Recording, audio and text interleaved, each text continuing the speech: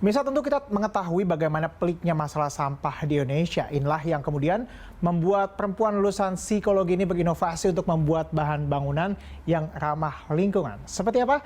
Berikut kita simak kisah inspiratifnya.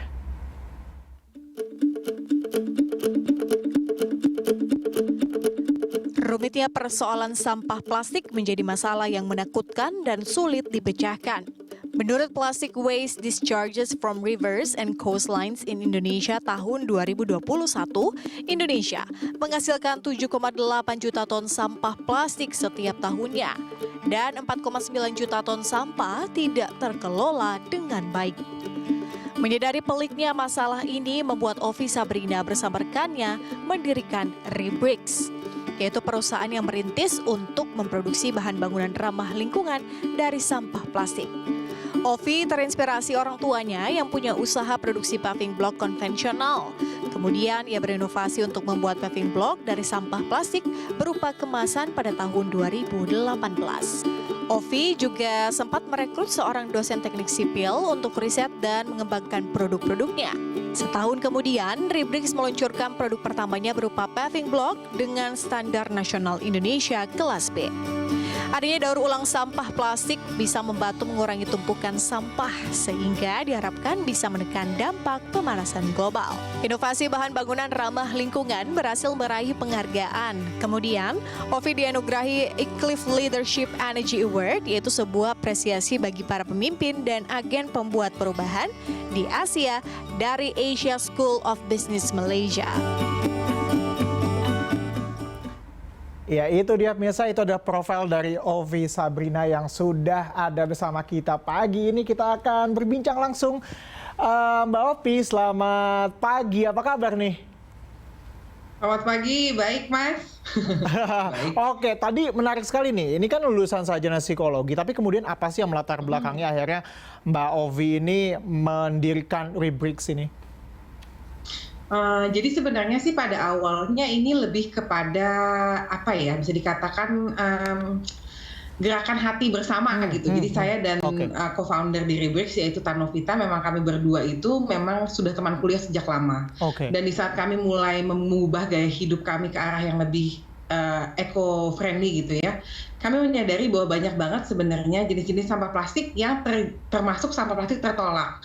Tertolak dalam arti kata tidak ada nilai jualnya, sehingga bahkan pemulung, pengepul maupun bank sampah pun tidak mengumpulkan gitu. Nah, di saat kita sudah memilah itu kan kita jadi sayang ya, kita udah pilah tapi sampahnya tetap terbuang ke TPA. Jadi apa nih yang bisa dilakukan pada saat itu?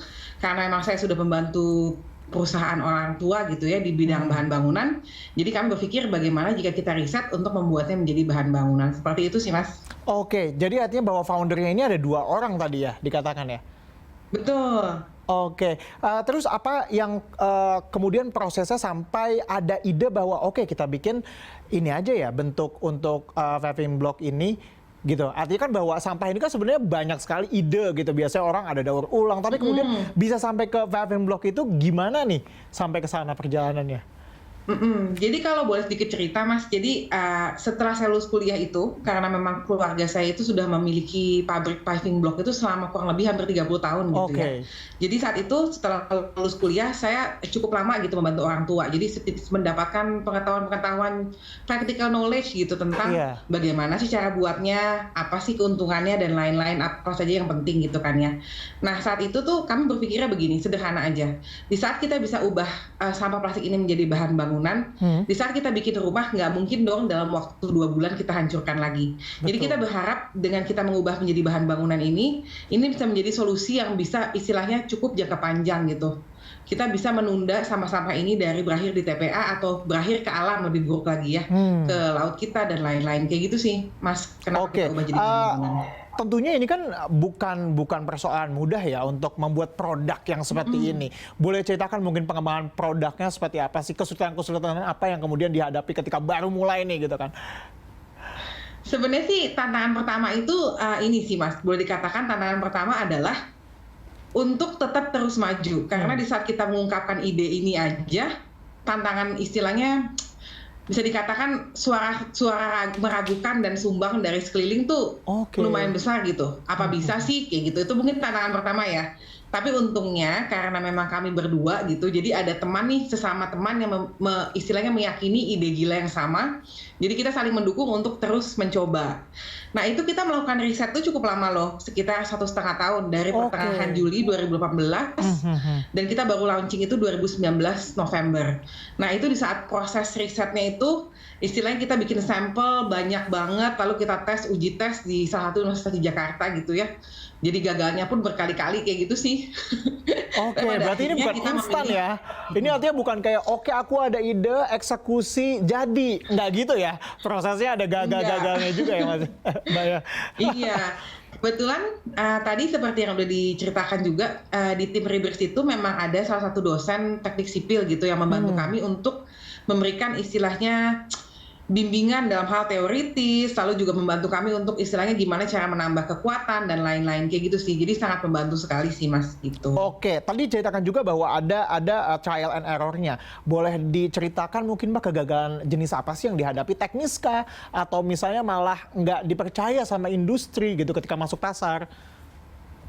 Jadi kegagalan mungkin sebenarnya kita nggak gimana ya, pembelajaran gitu mungkin kata yang lebih tepat. Jadi, lebih ke pembelajaran ya. Oke. Iya pembelajaran gitu. Jadi awalnya sebenarnya Rebirth itu mencoba berbagai macam metode Mas. Jadi bukan hanya metode yang sekarang kita pilih gitu ya. Kita coba juga metode melelehkan, kita coba juga jenis plastik yang lain, kita coba dengan menggunakan sampah-sampah jenis yang lain gitu.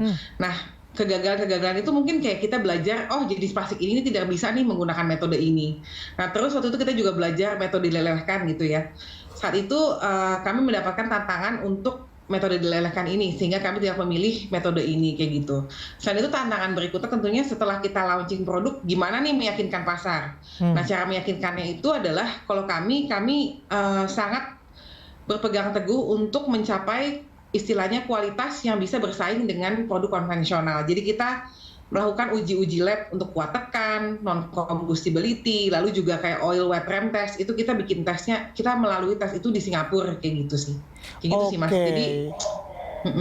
Jadi artinya meskipun alternatif ini juga melalui kemudian kajian-kajian sehingga kemudian kualitasnya ini tidak malah di bawah yang konvensional gitu ya Mbak Opi ya?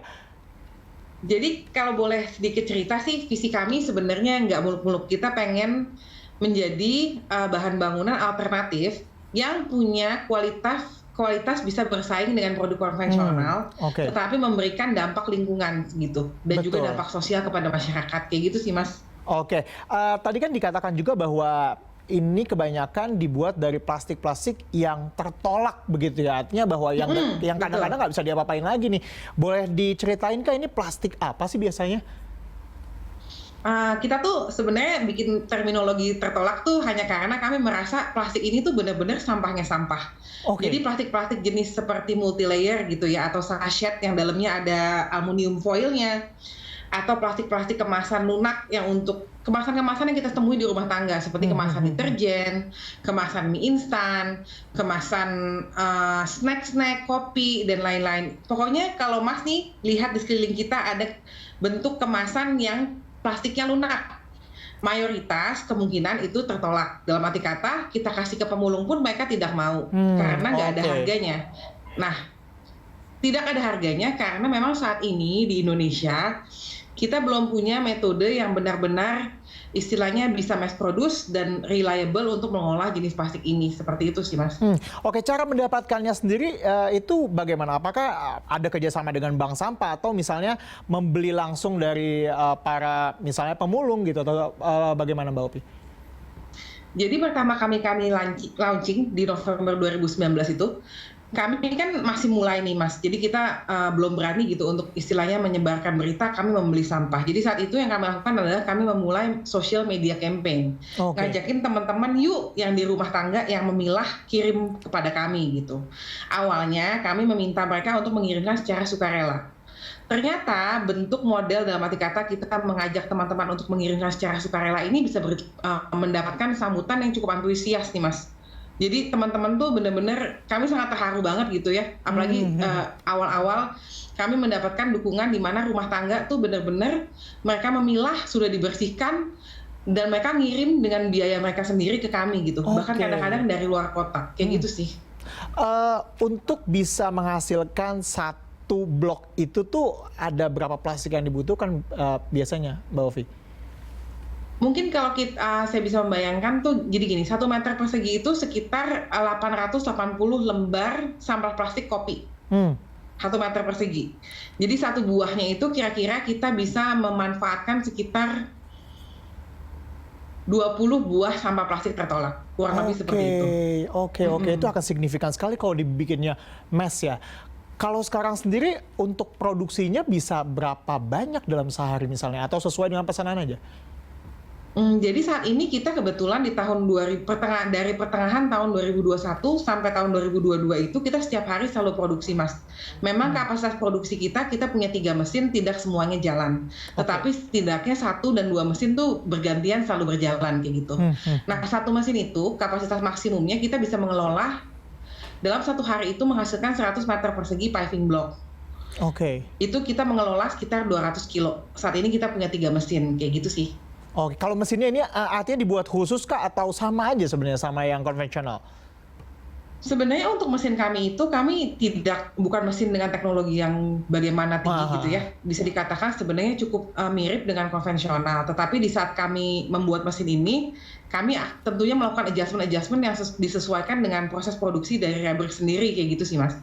Tapi sebenarnya dasarnya tidak jauh berbeda dari mesin konvensional biasa kayak gitu. Mungkin bisa diceritakan sedikit Mbak mengenai proses pembuatannya, apakah kemudian ada yang perbedaan yang sangat signifikan gitu dengan yang konvensional itu sendiri?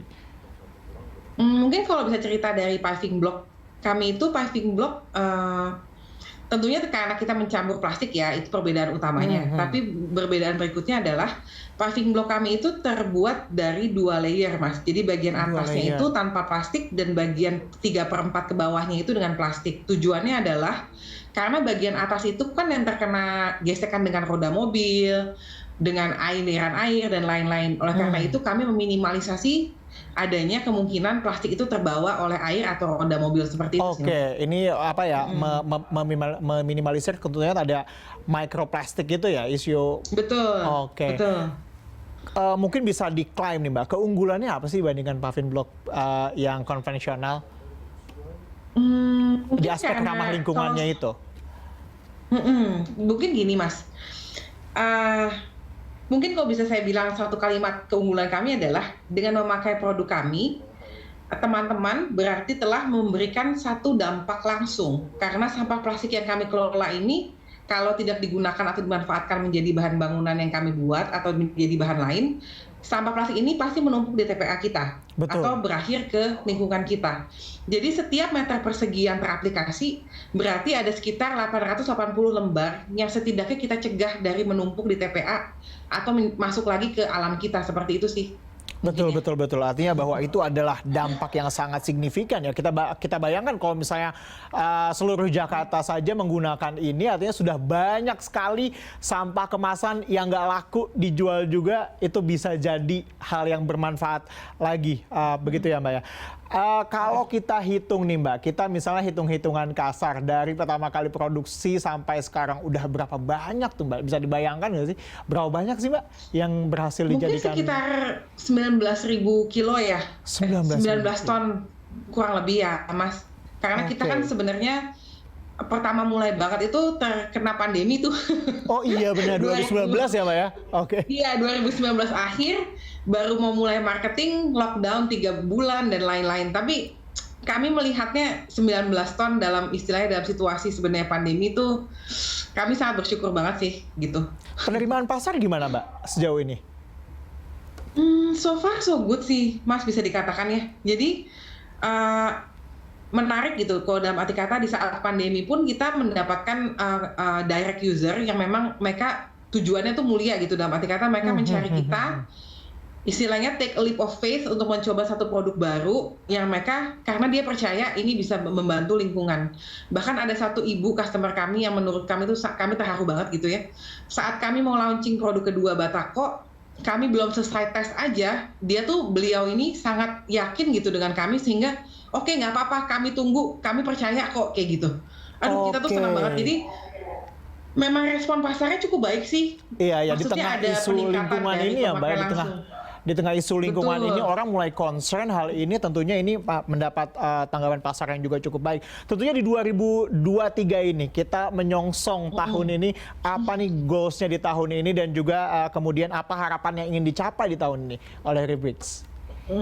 Kami sebenarnya ada 2 harapan besar. Pertama, tentunya kami ingin lebih bisa berada di kota-kota lain ya, karena kami merasakan permasalahan sampah plastik tertolak ini nggak hanya di Jakarta gitu. Betul. Sedangkan kalau kami hanya ada di Jakarta, berarti kami hanya bisa menjangkau daerah Jabodetabek seperti itu. Jadi kami sangat berharap mungkin di tahun ini kita benar-benar bisa membuka cabang di kota lain, untuk bisa membantu juga di kota situ gitu. Nah, selain itu juga tentunya kami sudah memulai R&D di tahun lalu untuk meningkatkan jumlah plastik di dalam paving block kami kayak gitu. Dan juga bahan bangunan yang lain gitu. Jadi kami berharap tahun ini kita sudah bisa launching produk yang lebih baik lagi dengan konten plastik yang lebih baik lagi. Seperti itu sih, Mas. Maksudnya lebih menciptakan impact aja sih pengennya. Oh iya, kami juga ada kerjasama sama salah satu NGO dan kami membangun istilah rumah untuk warga gitu ya. Jadi kami berharap dengan kerjasama ini kita bisa menciptakan impact lebih banyak secara sosial dan juga secara lingkungan seperti itu sih. Oke, iya, secara sosial dan juga secara lingkungan. Oke, Mbak Ovi, terima kasih banyak atas waktunya hari ini. Kita doakan bersama bahwa ini akan tentunya bisa berdampak secara signifikan terhadap isu sampah yang tidak pernah usai kalau di Indonesia, apalagi di Jakarta ini. Mbak Ovi, selamat pagi, terima kasih, selamat beraktivitas. Terima kasih, selamat pagi.